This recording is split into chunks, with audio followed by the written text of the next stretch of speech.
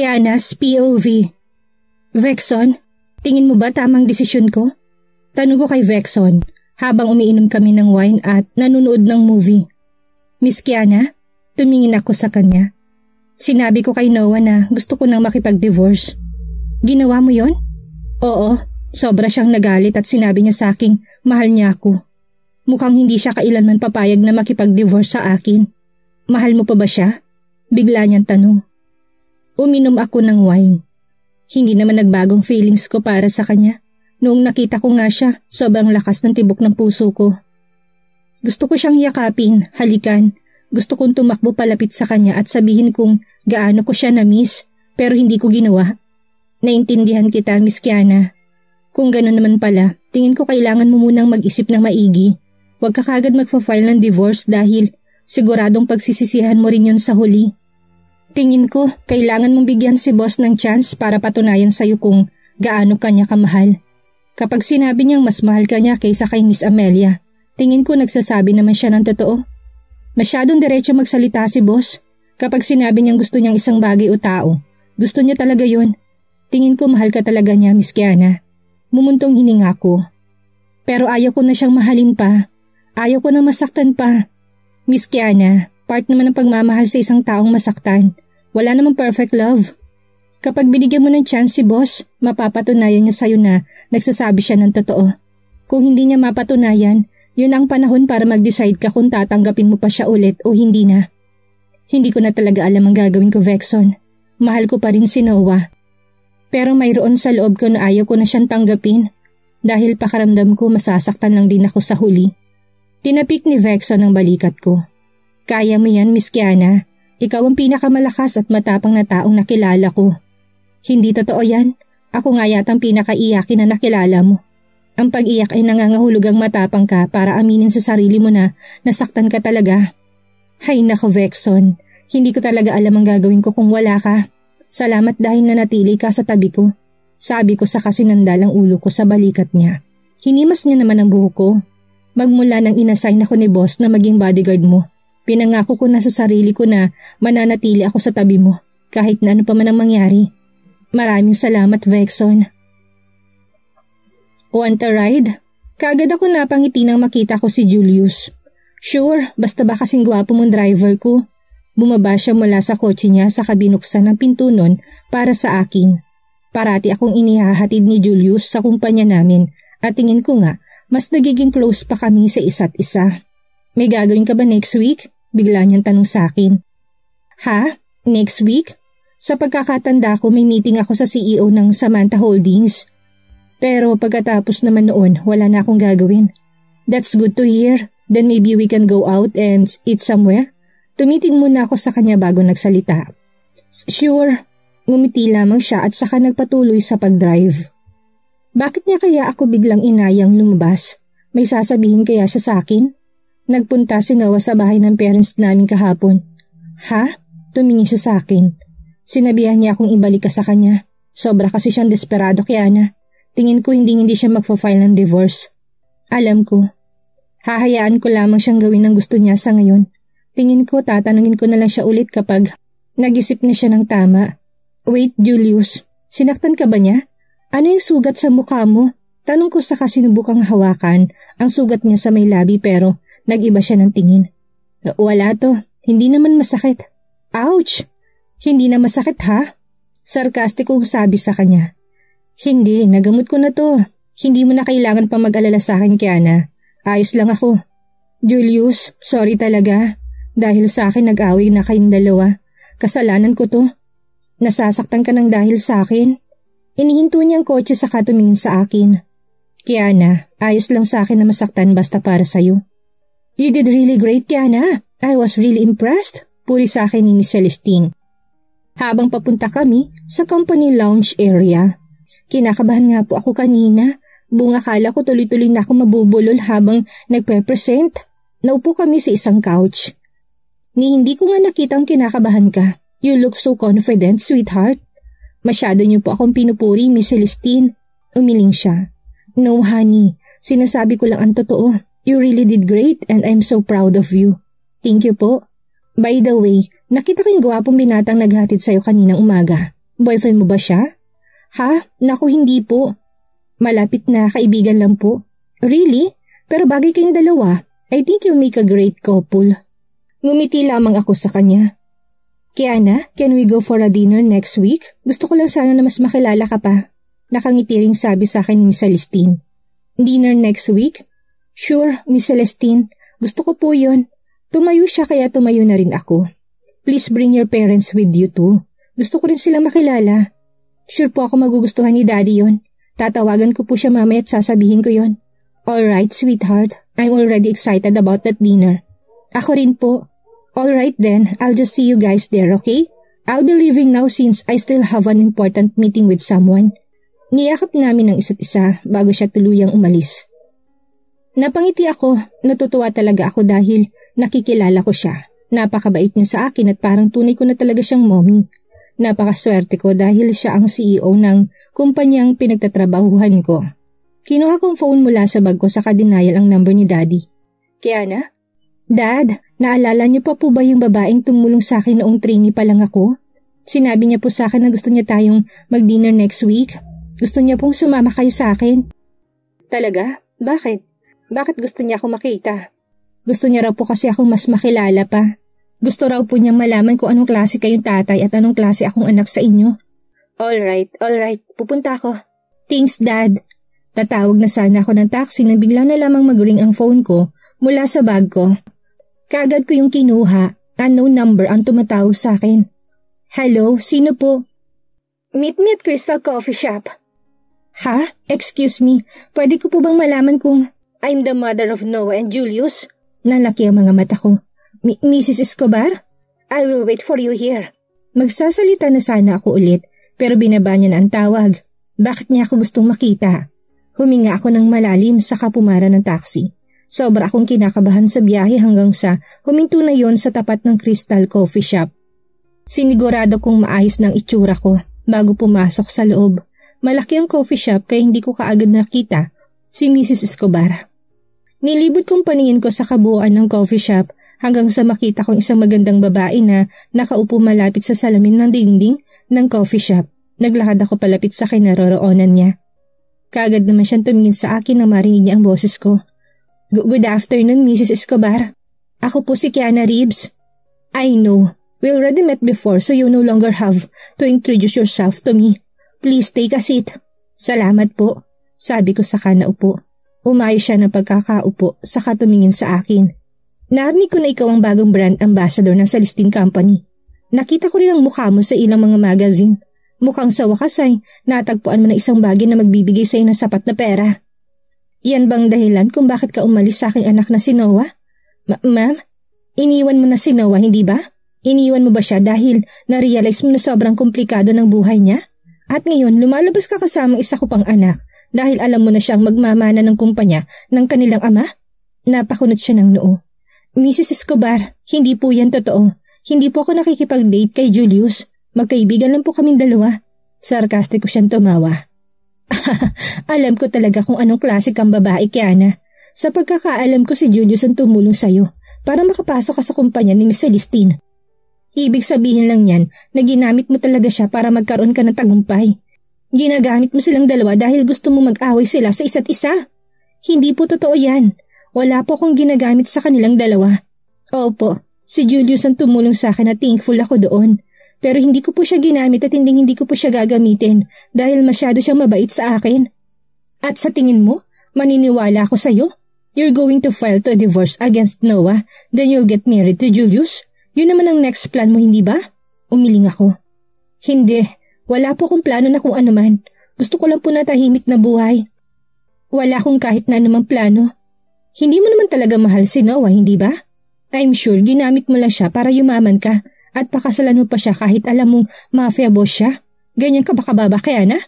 Mrs. Escobar, tingin ko po wala kayong karapatan na sabihin ang mga bagay niya sa akin. Hindi niyo naman po alam ang buong kwento. Wala po akong ginamit na tao at wala po akong gagamiting tao para lang maabot ang mga pangarap ko. At nagulat ako na bigla niya na lamang akong sampalin. Liar! Ginamit mo siya at gagamitin mo rin si Julius. Etong dapat mong tandaan, slut. Kapag nalaman kong nakikipag-date ka kay Julius, tsak na gagawin ko miserable ang buhay mo. Huwag na kayo maglakas ng loob na magkita pa. Hindi niya deserve ang babaeng katulad mo. Ano kaya na? Kamustang itsura ko? Mukha na ba akong presentable? Bakit ba ako kinakabahan?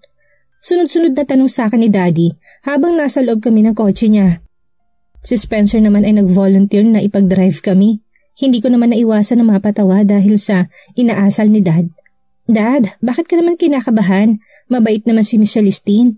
Alam ko naman yun anak. Hindi ko lang talaga maiwasan na kabahan. Of course, gusto ko ipakita sa kanya na presentable ang daddy mo. Presentable ka naman daddy. Actually, ang gwapo mo nga today. Tumawa siya. Napakagaling mo talagang mambola anak. Kiana, sinabi mo rin ba sa kanya na sasamang napakagwapo mong kapatid? Pagbibiro naman sa akin ni Spencer. Oo naman, tinawagan ko siya kagabi at sinabihan ko rin siya tungkol sa'yo. At sinabi mo rin ba sa kanya na pwede niya akong ampunin at gawing model? Pagbibiro niya. Ikaw talaga Spencer. Ang sabi po ni Miss Celestine malilate siya ng dating. May meeting para po kasi siya. Sabi ko kina Daddy Spencer. Nasa loob na kami ng restaurant. Naghihintay na lamang sa pagdating ni Miss Celestine. Mas lalo tuloy akong kinabahan. Sabi naman ni Daddy. Nagtingin na naman kaming dalawa ni Spencer sa katumawa. Daddy, may crush ka ba kay Miss Celestine? Masyado kang kinakabahan. Pagbibiro ni Spencer. Masama siyang tinignan ni Daddy. Kinakabahan lang ako dahil malaki ang naitulong niya. Tinulungan niya si Kiana kaya gusto ko siyang pasalamatan. Ako rin gusto ko siyang pasalamatan siya dahil mas lalo pa niyang pinagandang kapatid ko. Sabi pa ni Spencer habang nakatingin sa akin. Haya na naman ang mambubola, bulong ko. Oo nga pala Kiana. Bigla akong tinawag ni Daddy kaya lumingon ako sa kanya. Dad, huminga siya ng malalim sa katumingin sa akin. Nakikipag-usap ka pa ba kay Noah? Nagkikita pa ba kayong dalawa? Umiling ako. Hindi na Dad. Nagkausap kami noong nakaraan pa pero after po noon hindi na ulit. May plano ka pa bang bumalik sa kanya? Hindi ko po alam. Inabot ni Daddy ang kamay ko. Kiana, alam kong kasalanan kong lahat ng ito. Pero please lang, huwag ka nang bumalik sa kanya. Ayaw kong gumulo na naman ang buhay mo. Maraming kaaway si Noah. Hindi ka magkakaroon ng tahimik na buhay sa piling niya. Nag-iwas ako ng tingin mula sa kanya. Daddy, pwede bang wag na natin siyang pag-usapan pa? Kiana, please Daddy. Bumuntong hininga siya. Okay, pero please pag-isipan mo. Ayaw ko lang na masaktan ka. Alam ko po yun Daddy. Nang yakapin namin ang isa't isa ay narinig namin ang pagbukas ng pinto ng restaurant. Good evening Miss Celestine. Bati sa kanya ng mga staff ng restaurant. Good evening. Kaagad ako napangiti nang makita siya. Miss Celestine! Lumingon siya saka kumaway sa akin. Naglakad siya palapit sa table namin. Dad, nandito na siya. Nandito na si Miss Celestine. Bulong ko kina Dad at Seb. Talaga? Opo Dad. Kaagad silang tumitinayos ang suot nilang suits. Miss Celestine? Oh gosh, Kiana. I'm so sorry. I am late. Kanina pa ba kayo naghihintay? Nag-aalala niyang tanong sa akin. Umiling naman ako. Hindi po, kararating lang din po namin dito. Thank you so much. You are so sweet. By the way, Miss Celestine, gusto ko po palang ipakilala sa inyong daddy ko tang stepbrother ko. Daddy, siya po si Miss Celestine. Siya ang CEO ng Celestine Company at siya rin po ang tumulong sa akin noon pa man. Kaagad na lumingon sa kanya si Daddy. Good evening, Miss Corazon? Nabigla ko nang biglang huminto si Daddy sa pagsasalita. Baka sa mukha niyang pagkagulat nang makita si Miss Celestine. Si Miss Celestine din ay gulat ding nakatingin sa kanya. William? Tumingin ako sa kanilang dalawa na nagtataka. Daddy, kilala niyo po ba ang isa't isa? Tumingin lamang sa akin si Daddy pero walang sinabi ng kung anuman. Maging si Miss Celestine ay nakatingin lang din sa akin nang nangingilid ang luha sa mga mata. Anong nangyayari? Kilala ba nilang isa't isa? Dad, kilala mo siya? Kilala mo si Miss Celestine? Panayan tanong ko kay Daddy pero hindi niya ako sinasagot. Tumingin naman ako kay Miss Celestine at nakita kong luha sa mga mata niya. William, how can you do this to me? I thought you already died. Namatay? Nagtataka kong tanong. Corazon, ano? Tumingin sa akin si Miss Celestine. Tuloy-tuloy ang pagpatak ng luha mula sa mga mata niya habang naglalakad papalapit sa akin. Siya ba ang anak ko? Nalaki ang mga mata ko. Anak? Anong ibig niya sabihin? Please, sabihin mo sa akin kung anong nangyayari, Dad. Sigaw ko habang umiiyak na rin. Kiana, siya ang mommy mo anak. Napanganga ako dahil sa narinig ko. Pero paanong? Alam kong mukha ng mommy ko. May picture niya pa nga ako eh. Hindi yun ang mami mo, Kiana. Ano? Ang nanay mo si Celestine. Kapatid siya ng tita Patricia mo. Nagkaroon kami ng affair noon at ikaw ang naging bunga nun. Nang malaman na buntis sa... Nag-isip kaagad kami ng paraan para maitago ka mula sa pamilya ko. Pero nang ipinanganak ka na niya, ay nalaman ni Patricia ang tungkol doon. Isang araw habang wala si Celestine ay kinuha ka ni Patricia at dinala kung saan. Buong akala niya malalayo ka niya. Pero hindi niya napansin na isa sa mga katulong namin ang nakasunod sa kanya. Ang katulong na yun ang nakagisnan mong ina. Ang nag-alaga sa iyo hanggang sa paglaki mo. Umiling-iling ako. Patuloy pa rin sa pagpatakan luha mula sa mga mata ko. Hindi totoo yan. Hindi. Kiana, anak ko. Sinubukan akong yakapin ni Miss Celestine pero kaagad akong umiwas sa kanya. Niloko niyo kong lahat. Pinaniwala niyo ako sa isang bagay na hindi naman totoo. Buong buhay ko, akala ko si Mommy Han ang nanay ko.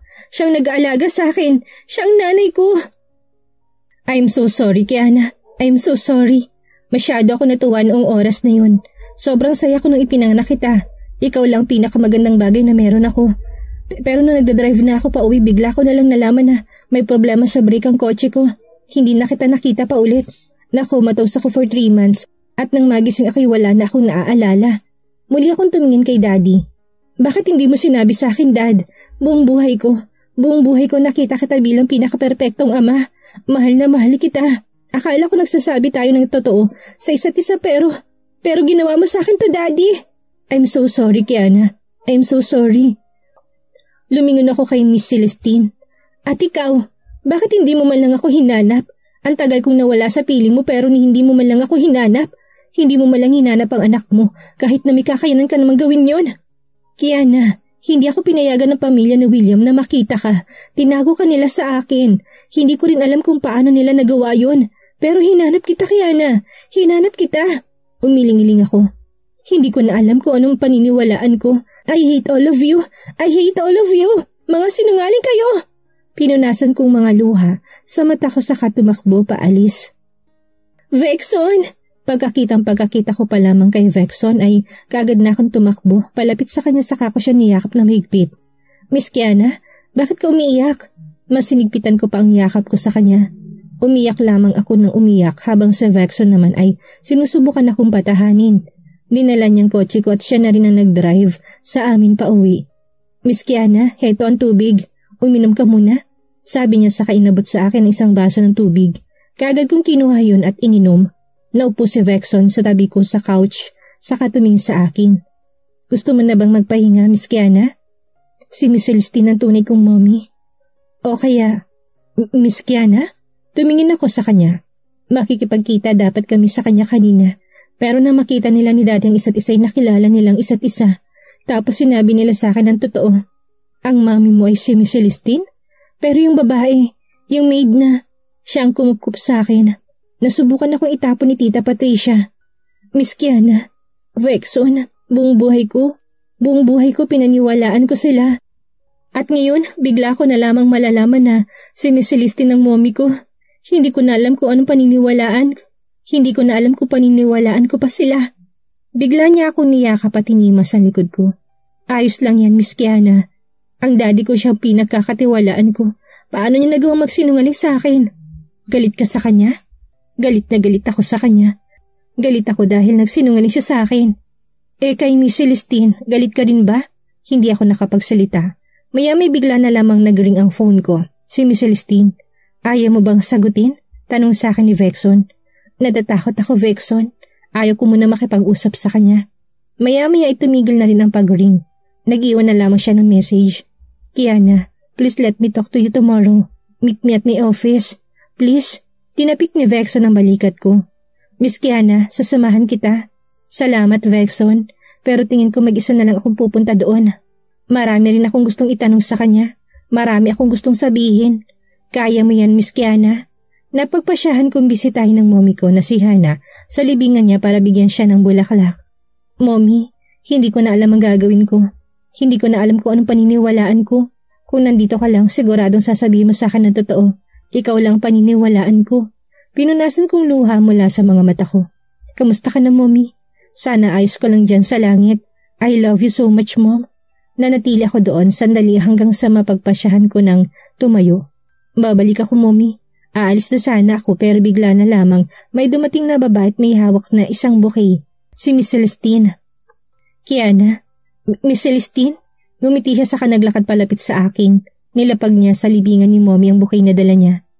Gusto kitang pasalamatan, Hana. Gusto kitang pasalamatan dahil inalagaan mo anak ko. Matagal ako nangulila sa kanya. Buong akala ko nga patay na siya.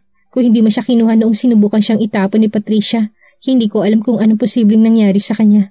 Utang na loob ko lahat sa iyo, Hana. Maraming salamat. Panay ang iyak ni Miss Celestine habang nakatitig sa libingan ni Mommy. Hindi ko na napigilan ang sarili kong mapaiyak din. Nahanap ko na siya, Hana. Matapos ang maraming taon, nahanap ko na rin siya. Bulong pa niya. Matapos nung muli na siyang tumayo at tumingin sa akin. Bakit hindi ka pa umalis sa bahay nila kahit na alam mong itatapon ako ng kapatid mo sa oras na malaman niyang may affair ka sa asawa niya? Bakit ka nagkaroon ng affair sa asawa ng kapatid mo? Sunod-sunod kong tanong sa kanya. Pinunasan niyang luha mula sa mga mata niya sa huminga ng malalim. Hindi ko alam na gagawin niya yon. Habang wala ako sa bahay, nakipag-usap ako sa architect na nag-design ng bahay natin. Plano ko na kasi talagang umalis sa mansyon at lumipat. Pero nagkaroon ng aksidente at ang nangyari sa pagitan namin ng daddy mo. Nagmamahalan kami ni William noon. Akong una niyang nakilala. Sobra kami nagmamahalan noon pero ayaw ng mami ko na pakasalan ko siya. Instead, she arranged Patricia and William's marriage. Sobra ako nalungkot nang malaman kong ikakasal na silang dalawa. Buong akala ko makakalimutan ko na siya. Pero isang gabi naglasing ako at nakita ko siya ulit. Sinabi ko sa kanyang mahal ko pa rin siya at may nangyari sa aming dalawa. At hindi mo naisip ang posibleng mangyari ng gabing yun? Hindi mo inisip ang pwedeng mangyari sa bata? Umiling-iling siya. Sinabi ng doktor ko sa akin noon na imposibleng magkaanak ako. I had a problem with my ovary. Kaya buong akala ko hindi ako mabubuntis. Pero dumating ka. Plano ko nga tapusin ang buhay ko noong ma-realize kong nagawa ko sa kapatid ko. But then nalaman kong pinagbubuntis kita. You are the one who saved me, Kiana. Nang makita ko mukha mo, lahat ng kalungkutan ko'y nabura. You brought me hope, Kiana. You gave me real happiness and contentment. Kung ganon, bakit hindi mo ko hinanap? Bakit hindi ka nagpunta sa bahay nila? Sinubukan ko, pero hindi ko na maalala kung saan yun. Ang tanging naaalala ko lang ay ang mukha mo. Naaalala ko lang lahat nang makita kong muli ang mukha ni William. May idea ka malang ba kung anong nangyari sa akin? Alam mo ba kung paano ko tinarato ni Tita Patricia habang nasa pudar nila ako? Kiana, nagsimula ng umagos ang luha mula sa mga mata ko. Tinrato nila ako na parang maid. Si Tita Patricia, parati niya akong sinasaktan kapag may nagagawa akong mali. Kahit kailan hindi niya ako tinrato ng maganda. And guess what? Kinailangan ko pang magpakasal sa taong hindi ko mahal para lang maisalbang pamilya nila. Nalaki ang mga mata niya sa sinabi ko. Ano? Ikinasal ka pero bakit? Kanino? Nagpakasal ako sa isang mafia boss. May utang sa kanya si Daddy dahil sinabi niyang papatayin niyang pamilya ko kapag hindi ako binigay ni Daddy sa kanya. Nag-volunteer na lamang ako at pinakasalan siya. Oh, Kiana. I'm so sorry, Kiana. I'm sorry. At ngayon, yun ang dahilan kung bakit kailangan kong maranasan ang lahat ng ito. Hinila ko ni Miss Celestine palapit sa kanya, saka ako niyakap na mahigpit. I'm so sorry, Kiana. Pwede ko bang malaman kung saan ka pupunta, Miss Kiana? Tanong sa akin ni Vexon nang makita niya akong nag-ayos. Nagsuot lamang ako ng simpleng yellow chiffon dress at tinaling buhok ko na papuson. Simple lang din ang makeup na in-apply ko. Magdi-dinner lang kaming dalawa ni Julius. Talaga? Oo, may sasabihin daw siyang importante sa akin. Tumango naman siya. Natutuwa ako dahil may lakas ka nang magsimula ulit, Miss Kiana. Ano? Vexon, magkaibigan lang kaming dalawa ni Julius. Pero hindi ibig sabihin nun, hindi na kayo pwede magkaroon ng relasyon. Nahigit pa doon. Panunukso pa niya. Umiling-iling na lamang ako habang nakangiti nang bigla na lamang mag-ring ang phone ko. Hello, Julius? Nasa labas na ako. Ready ka na? Oo, bababa na lang ako. Hintayin mo ako. Okay. Matapos kong binabang tawag ay nakangiti akong tumingin kay Vexon. Aalis na ako ha? Sige, Miss Kiana, mag-iingat ka. See you later. Matapos noon ay lumabas na rin ako. Pagkalabas ko ng building ay kaagad ko nakita si Julius na naghihintay sa akin habang nakatingin sa orasan niya. Suot niya isang blue long sleeve shirt at black na pantalon. Mukha talaga siyang doktor. Mukha talaga siyang respetado habang si Noah naman ay mukhang dominante at dark. Kiana, ngumiti siya nang makita ako. Hi, kanina ka pa ba naghihintay dito? Umiling siya. Ayos lang sa akin na maghintay basta para sa'yo. Julius, tingin ko masyado ka napapanood ng mga romantic movies nito mga nakaraang araw. Doon mo ba nakukuha mga pick-up line mo? Siguro nga. Nagtawanan lamang kami sa kasumakay sa kotse niya. How's your day? Tanong niya. Nilapag kong bag ko sa kandungan ko. Nakakapagod pero masayang araw. Nagpunta kaming dalawa ni Miss Celestine sa iba't ibang kumpanya. Bukod pa doon, dinala rin niya ako sa bahay niya. Pinakita niya sa akin ng mga litrato niya noon. Nagiyakan kami pero nagtawanan din maya-maya. Napakasayang araw. Natutuwa ako marinig yan, Kiana. Oo, kaunti lamang ang tao sa loob ng restaurant na dumating kami. Pinagila pa ako ni Julius ng upuan. Salamat. Naupo na rin siya sa katinawag ang isa sa mga server para mag-order ng pagkain namin. Nagkwentuhan lamang kami ng tulad kung ano-ano habang kumakain. Masaya ka ba na nahanap mo na ngayon ang mami mo? Bigla niyang tanong sa akin. Sobrang saya ko dahil nahanap ko na rin siya. At least ngayon, ramdam ko na hindi ako mag-isa. Nahanap ko ng totoong gagabay sa akin sa mga desisyong gagawin ko. Nakakatuwa dahil magkasama kami nagtatrabaho. Tumangutango lamang si Julius habang nakangiti. Actually, Kiana, ang dahilan kung bakit inaya kitang mag-dinner ay dahil may gusto akong sabihin sa'yo. I mean, may gusto pala akong itanong sa'yo. Binaba kong mga kubyertos ko sa katumingin sa kanya. Ano yun? Huminga muna siya ng malalim bago umayos ng pagkakaupo. Diretso siyang tumingin sa mga mata ko saka nagsalita. Kiana, I'm so happy that you're finally able to find a job that you love. I am so happy na nalaman mo din sa wakas ang totoong tungkol sa tunay mong ina. I could see that slowly, your whole identity is being completed. Nakita ko na dahan-dahan ang iyong buong pagkatao ay kinokompleto at gusto ko maging bahagi ng iyong paglalakbay. Gusto ko manatili sa tabi mo kahit anong mangyari. Nakikinig lamang ako sa kanya. Kita ang sinseridad sa mga mata niya habang nagsasalita. Julius, Kiana, can I be a part of your life? Can be you my girlfriend? Tanong niya habang nakatitig sa akin. Alam kong ito nang pupuntahan nito pero nabigla pa rin ako. Julius, bigla niyang inabot ang kamay ko. Kiana, buong buhay ko lagi kong binabali walang nararamdaman ko para sa taong mahal ko para lang mailigtas kong aking nakababatang kapatid. Buong buhay ko, wala akong lakas ng loob na ipagtapat ang tunay kong nararamdaman. Pero this time, iba na. Ayoko nang maging duwag. I love you, Kiana. Minahal kita parati. Simula nung araw na nagkakilala tayo, nahulog na ako sa'yo. Bigla na lamang namuong luha sa mga mata ko. Please, Kiana. Bigyan mo ko ng pagkakataon at papatunayan ko sa'yo kung gaano kita kamahal. Papatunayan ko na deserving ako sa pagmamahal mo. Bigyan mo lang ako ng pagkakataon. Anong gagawin ni Kiana ngayong alam na niyang totoo sa tunay niyang ina?